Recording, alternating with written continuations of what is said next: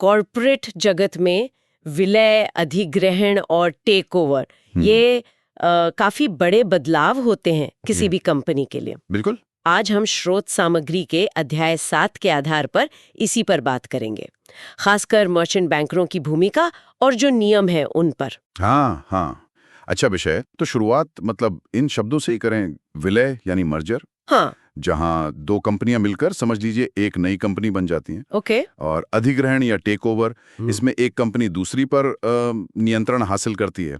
अक्सर बड़ी कंपनी छोटी को खरीद लेती है। अच्छा। ये दोस्ताना भी हो सकता है और कभी-कभी जबरदस्ती भी, जिसे हॉस्टाइल टेक ओवर कहते हैं।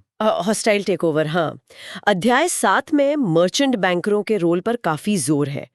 वो सिर्फ मध्यस्थ नहीं लगते, जैसे आपने कहा, सलाहकार हैं, पर असल में ये सलाहकार के तौर पर करते क्या हैं? हाँ, देखिए उनकी भूमिका काफी अहम और कह सकते हैं बहुआयामी है।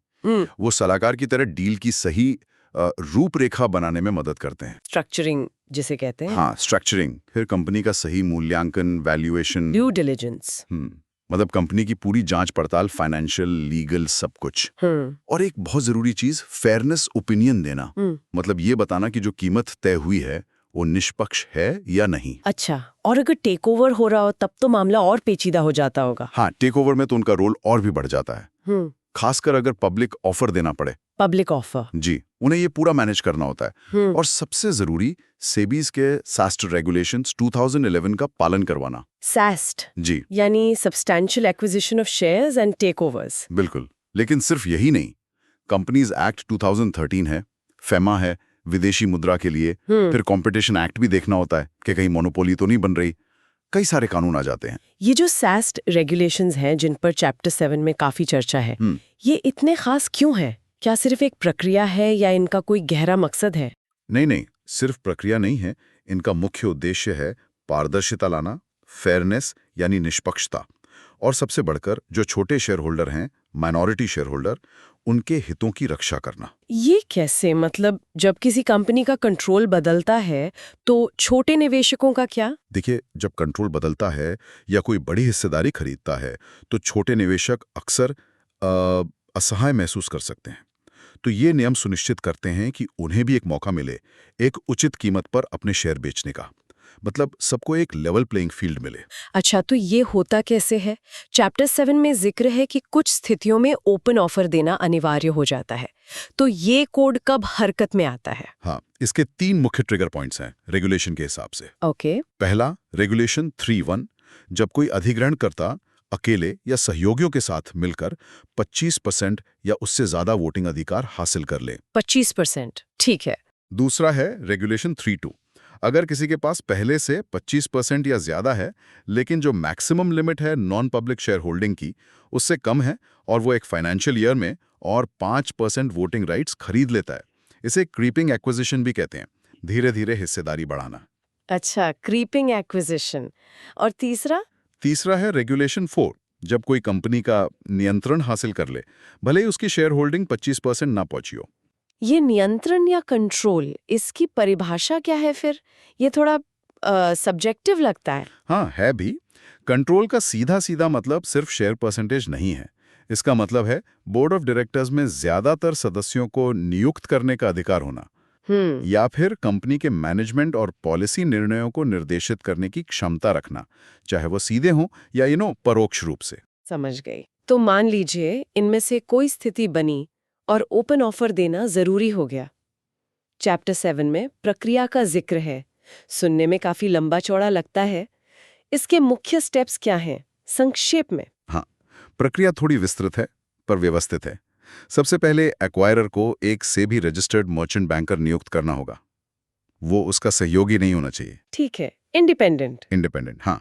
फिर अखबारों में पब्लिक अनाउंसमेंट यानी सार्वजनिक घोषणा करनी होती है। ओके। फिर एक एस्क्रू अकाउंट खोलना होता है। इसमें गारंटी के तौर पर ऑफर की अनुमानित रकम का कुछ हिस्सा जमा होता है, ताकि पक्का रहे कि पैसे हैं। बिल्कुल। फिर आता है डिटेल्ड पब्लिक स्टेटमेंट, और आखिर में जो योग्य शेयर होल्डर हैं उनको लेटर ऑफ ऑफर भेजा जाता है। मर्चेंट बैंकर ये सब देखता है कि नियम से हो रहा है या नहीं। और वो सवाल जो शायद सबसे अहम है निवेशकों के लिए, कीमत। क्या ये कोड पक्का करता है कि उन्हें सही दाम मिले? चैप्टर 7 में वैल्यूएशन मेथड्स का जिक्र है। हाँ, ये बहुत अहम है। नियम ये तय करते हैं कि ऑफर प्राइस उचित हो।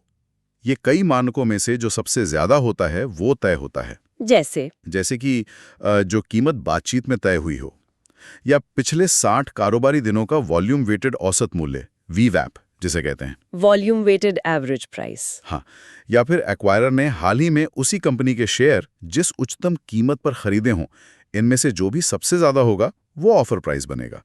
पेमेंट कैश में, शेयर में या दोनों में हो सकती है। मतलब छोटे निवेशकों को नुकसान न हो, इसका ध्यान रखा गया है। बिल्कुल, यही मुख्य उद्देश्य है। लेकिन क्या हर अधिग्रहण पर हर बार ये पूरी प्रक्रिया करनी पड़ती है?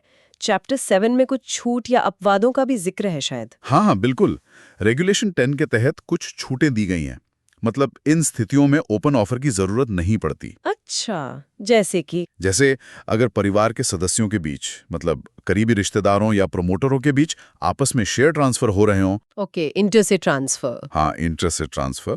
या फिर अगर अधिग्रहण आईबीसी यानी इंसॉल्वेंसी एंड बैंक्रप्सी कोड के तहत हो रहा हो, या सारफेसी एक्ट के तहत, या फिर कुछ शर्तों के साथ राइट्स इशू में शेयर मिल रहे हों, तो ऐसी कुछ स्थितियां हैं जहां छूट मिल जाती है। तो कुल मिलाकर चैप्टर 7 से जो बात निकल कर आ रही है वो ये कि मर्चेंट बैंकर और सेबी का टेकओवर कोड, ये दोनों मिलकर विलय और अधिग्रहण की इस पूरी जटिल प्रक्रिया में एक तरह का संतुलन बनाते हैं। सही कहा। एक तरफ कॉर्पोरेट जरूरतें हैं, ग्रोथ है, और दूसरी तरफ शायद उससे भी ज्यादा जरूरी छोटे निवेशकों के हितों की सुरक्षा। बिल्कुल सही। ये संतुलन साधना ही सेबी का लगातार प्रयास रहता है। कॉर्पोरेट रीस्ट्रक्चरिंग आसानी से हो पर निवेशकों का भरोसा भी बना रहे। यहाँ एक सवाल सोचने लायक है, जो चैप्टर में सीधे नहीं है पर प्रासंगिक है। भविष्य में जैसे जैसे बाजार बदलेगा, टेक्नोलॉजी बदलेगी, ये टेकओवर के माहौल को और इन नियमों को कैसे प्रभावित करेगा? क्या ये नियम तब भी काफी होंगे? हाँ, ये वाकई सोचने वाली बात है। भविष्य में शायद नियमों में और बदलाव देखने को मिले।